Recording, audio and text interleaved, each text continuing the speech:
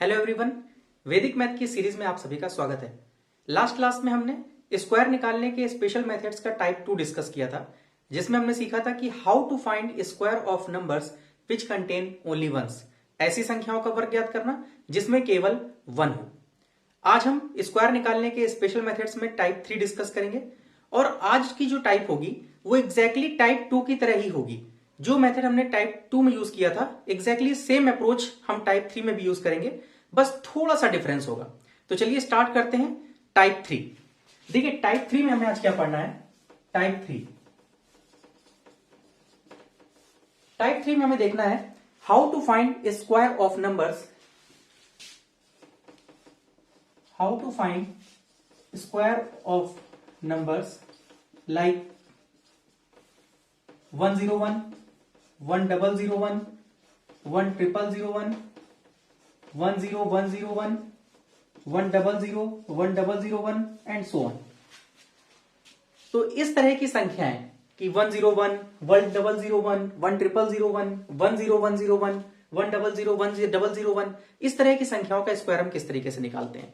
विश्वास मानिए इस तरह की संख्याओं का स्क्वायर हम मुश्किल से 1 से 2 सेकंड के अंदर बिना किसी कैलकुलेशन के कर सकते हैं।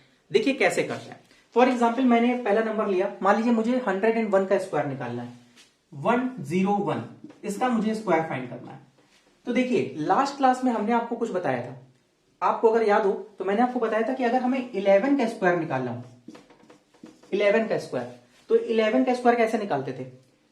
2 1 है, काउंटिंग करते थे, 1 2, 2 1 है तो हम क्या करते थे 1 2, 2 तक गिनती लिखते थे, फिर डिक्रीजिंग ऑर्डर में लिखते थे। 2 में से 1 गया 1, और जैसे ही लास्ट में 1 आ जाता था हम वही रुक जाते थे।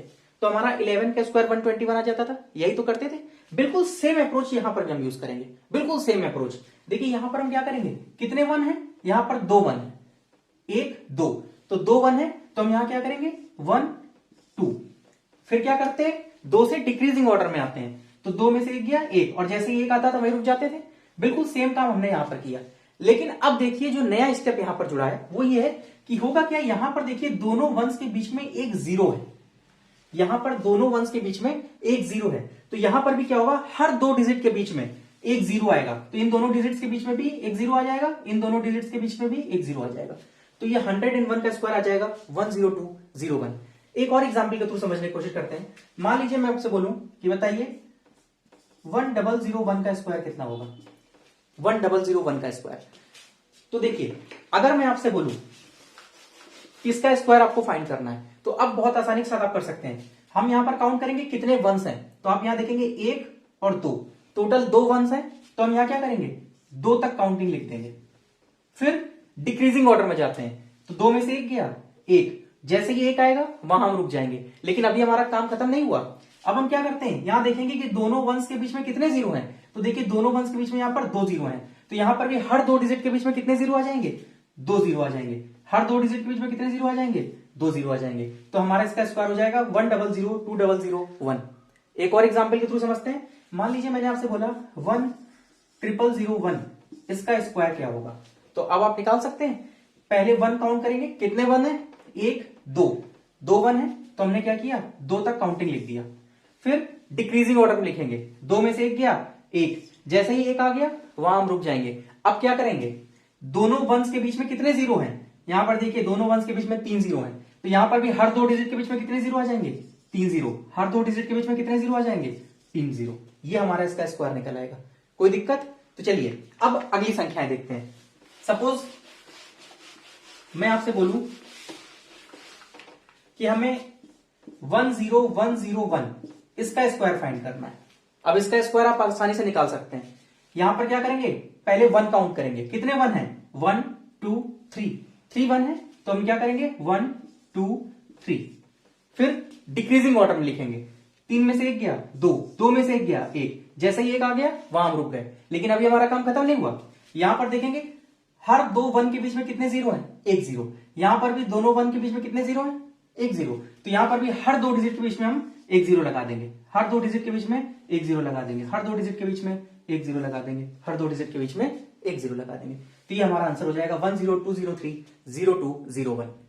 एक और एग्जाम्पल, अब इसका आंसर आप खुद देने की कोशिश करिएगा। मान लीजिए लिखा हो 1001001, इसका स्क्वायर हमें फाइंड करना है। अब इसका स्क्वायर आप कैसे निकालेंगे?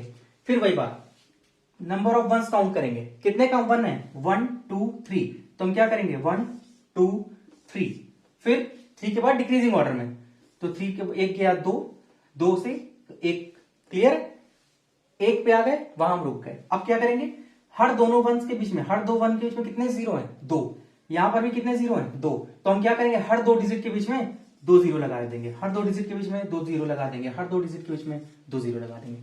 तो इस तरह की जब भी हमें कोई संख्याएं दी जाए, जैसे जिसमें 2 1 हो और उसके बीच में 0 लिखा हो, 2 1 हो उसके बीच में 0 लिखे हो, 1 है उनके बीच में हमारा 0 लिखा हुआ है, तो इस तरह की संख्याओं का अब हम आसानी से स्क्वायर निकाल सकते हैं। तो आई होप आज का लेक्चर आपको समझ में आया होगा। ठीक है, तो आज की क्लास यहीं खत्म करते हैं। अगली क्लास में हम स्क्वायर निकालने का स्पेशल मेथड का टाइप 4 डिस्कस करेंगे। तब तक के लिए गुड बाय।